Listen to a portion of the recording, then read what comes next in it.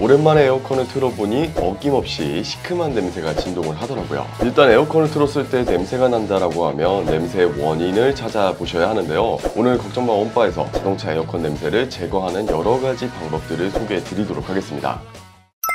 시니어 정부의 모든 것, 걱정마 원바 첫째 아들입니다. 날씨가 점점 더워지면서 요즘 날씨에 가장 더위가 체감되는 곳이 바로 자동차 실내일 거예요. 저도 요즘 집에서는 아직 에어컨을 개시하지 않았지만 자동차에서는 에어컨을 틀기 시작했는데요. 오랜만에 에어컨을 틀어보니 어김없이 시큼한 냄새가 진동을 하더라고요. 요즘 우리 원바님들 자동차에서도 비슷한 문제들이 많이 일어나실 텐데 오늘 걱정마 원바에서 자동차 에어컨 냄새를 제거하는 여러가지 방법들을 소개해 드리도록 하겠습니다. 지금 바로 구독, 좋아요 한 번씩 눌러주시고요. 오늘의 걱정마 원바 힘차게 출발합니다.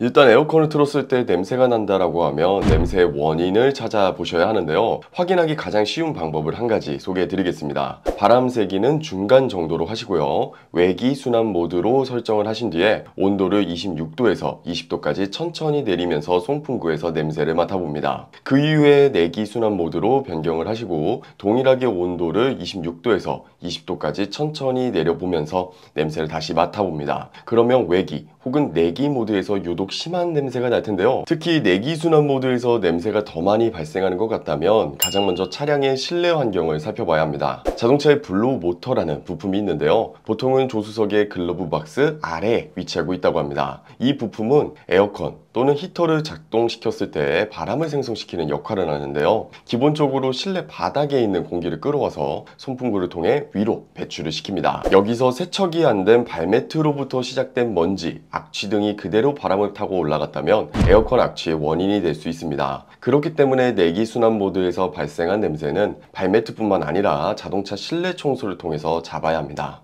두 번째 원인으로는 에어컨 필터에 끼어버린 이물질 때문일 가능성이 있는데요.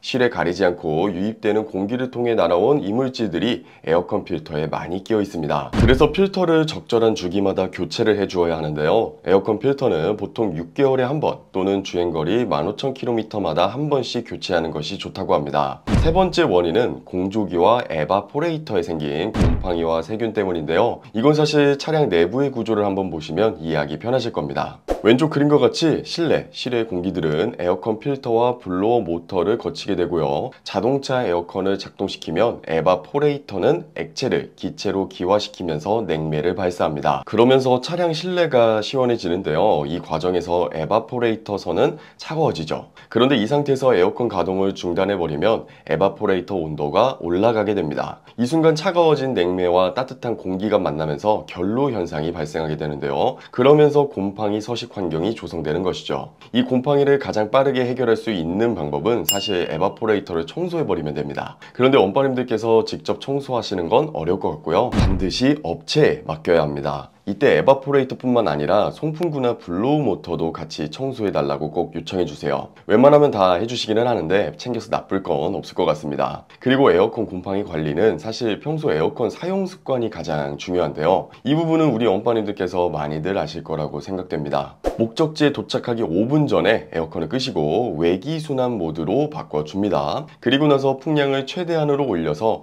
에바포레이터에 있는 물기를 말리는 작업을 하는 것이죠. 이것만 해도 저는 충분히 효과를 보고 있었는데요. 최근에는 히터를 사용하는 방법도 있더라고요.